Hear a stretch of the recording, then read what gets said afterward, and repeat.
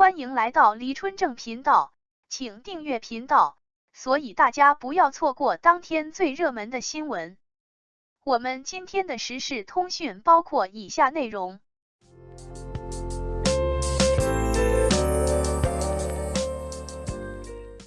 喜也罢，科也罢，坚持博君一肖不动摇只有一个原因。虽然微博之夜华丽丽落幕，但关于两大顶流肖战、王一博的讨论仍旧热火朝天，有祝贺王一博终于成功杀入大荧屏的，有夸奖肖战发言情商高的，有贬王一博丑出新高度的，也有怒骂肖战挂剑出征的，一时间真是你方唱罢我登场，曹操切切错杂谈呐。但就如万涓细流终入海一样，所有的议论焦点最终一定落在二人关系上。毕竟时隔3年的没有一次同台，没有一次互动，看似如平行线般永无交集的两个人，都被磕得不亦乐乎。何况这1000多个日日夜夜后万众瞩目中的同场争辉，很难不让人的小宇宙不爆炸。就比如二人穿了整场里唯二的长款礼服，并且肖战的还被扒出其礼服源自婚纱高定品牌，所以有人认定这是一种隐晦的官宣，但另外的声音立刻予以驳斥，将王一博的黑款和肖战的刺绣款分别与另2位美女挂靠。比如有人放出肖战进场时王一博喜笑颜开，还和旁边的彭导一顿巴巴，但反对的声音立刻怒气冲冲的言说，这段视频乃断章取义，肖战进场时王一博坐如钟，连眼皮都没撩一下。比如肖战下场急匆匆问工作人员，王一博人呢？立马引来一堆狂怼，肖战说的是车怎么还没来呢？所以磕也罢，喜也罢，而喵猪对这一切均稳坐钓鱼台，只因喵猪坚信博君一肖毫不动摇。要问何解？只是一条，肖战王一博从未辟谣过博君一肖。要知道，这二人可是堪称反矫情达人、辟谣小能手的。以王一博为例，从出道至今，辟谣过的小绯闻不下10数，而且质量和速度堪称顶级。拍个广告，戒指里有个红衣女子的影子，刚有人说这是王一博的新女友，那边就被正主光速打脸。工作人员就像不久前有人刚刚在网上自导自演了一幕给王一博生孩子的戏码，这嗨头劲儿还没过，王一博方直接走诉讼程序，以诽谤罪正式起诉。看看酷盖辟起谣来，那绝对是快刀斩乱麻，干脆利落，绝不拖泥带水，藕断丝连。而肖战更是几次告黑胜诉，让谣言连尾巴都来不及上岸就被揪住了。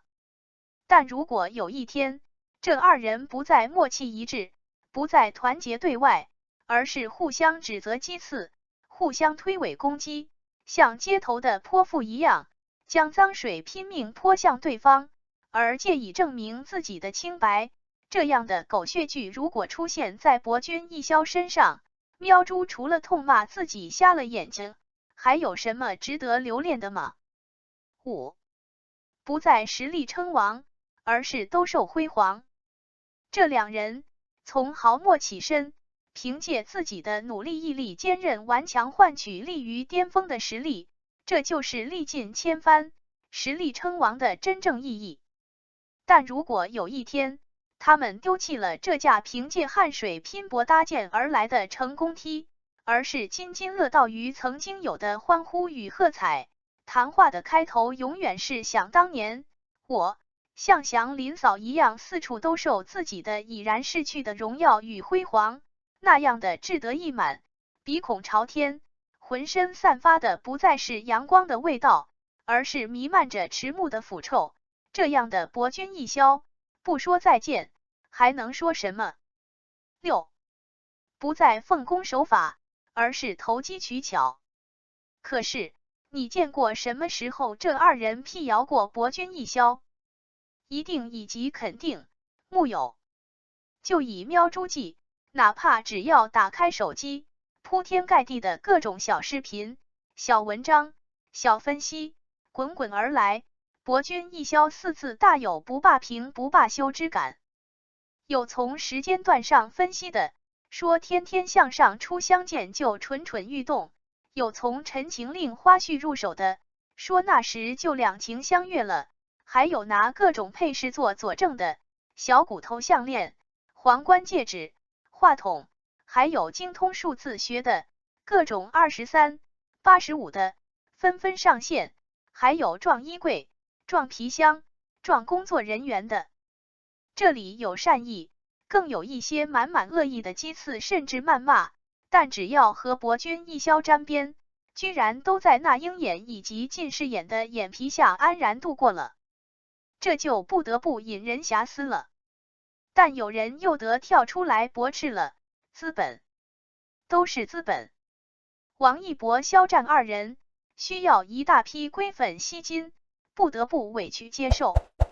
以王一博那性子，都能干出连夜爆炒耐克鱿鱼，而且解释都懒得和你解释的主，他肯受这屈辱。再说肖战，从乱葬岗都爬个几进几出的人物，还肯容别人往他头上倒垃圾。因为霓虹灯下再璀璨夺目的明星，不管是歌手还是演员，不管是舞者还是画师，说的直白一些，都是一种工作，都归属360行之一，和街头的商贩、田间的农人一样，都是靠着自己的努力与汗水，供养自己，奉献社会的一种职业。这俩人单拎出来一个，就已经是内娱天花板级别的人物，会冒着败坏人格的危险卑微吸粉。反正喵猪是不信，110万亿个不信。那喵猪信什么？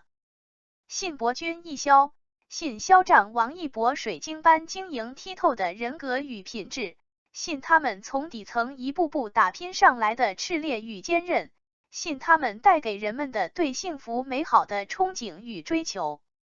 拥有这些，足以。杨柳青，清江水平，闻郎江上唱歌声。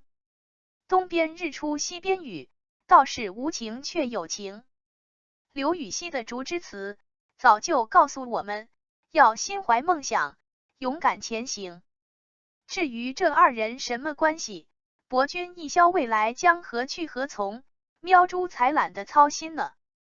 那是这两位帅锅的私事，让他们自己去处理好了，我们只需送上祝福即可。感谢您观看视频。如果您觉得本时事通讯有用，请不要忘记点赞、评论和订阅。祝您生活愉快，充满活力。再见。